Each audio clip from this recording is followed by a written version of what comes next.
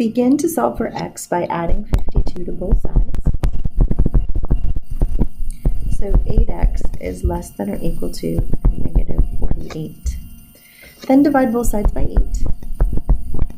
So x is less than negative 6. Notice, although we do have a negative in our answer, it is a positive that we divided by on each side, so there's no reason to flip the sign. Putting the negative 6 at the center of the number line and an open circle on it, since there is no or equal to, we're shading to the smaller side in the less than direction.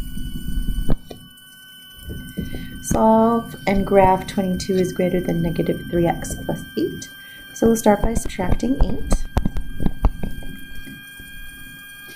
So we have 14 is greater than negative 3x, and we will divide by negative 3. This flips the inequality. So we have negative 14 thirds is less than x. Now the answer is perfectly fine in this format, but students usually find it a little less confusing to flip it around. So we could say that x is greater than negative 14 thirds, and that would be an equivalent statement. Remember that when you change the sides of the two values, you must flip the inequality to maintain the same relationship.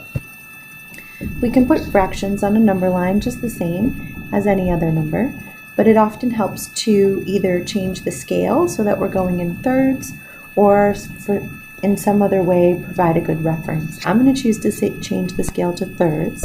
So negative 14 thirds is my value. I'll put an open circle. The closest number divisible by 3 to 14 would be 12 if I'm getting smaller. So negative 12 thirds is the same as negative 4. So I'm going to put a whole number there just to be able to kind of quickly see what's going on here. Negative 15 thirds would of course be a negative 5. So if I wanted to, I could also indicate that. So I get two whole numbers.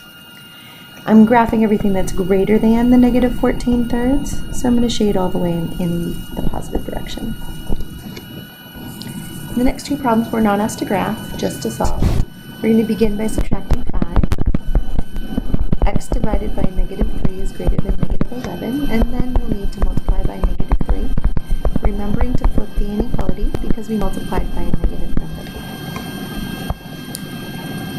Next, we notice that there's t in two places, so we're going to need to go ahead and distribute so that we can combine our like terms.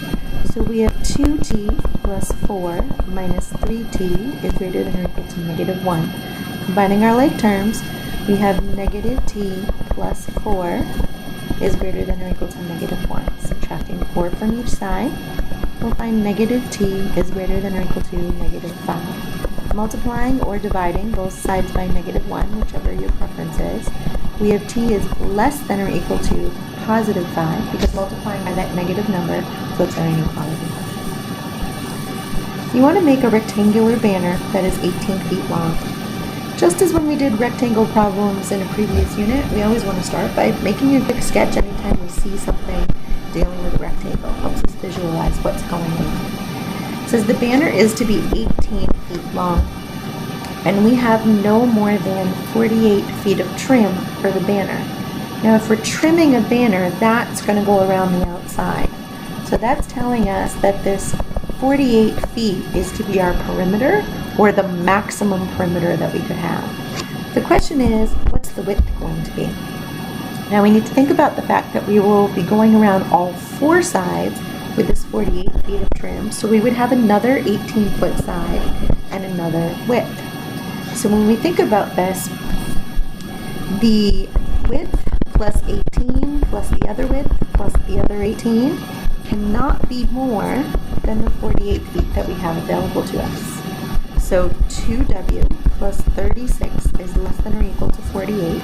Subtracting 36 from each side, 2 times the width is less than or equal to 12. Dividing by 2, w is less than or equal to 6. So the width can be no more than 6 feet long.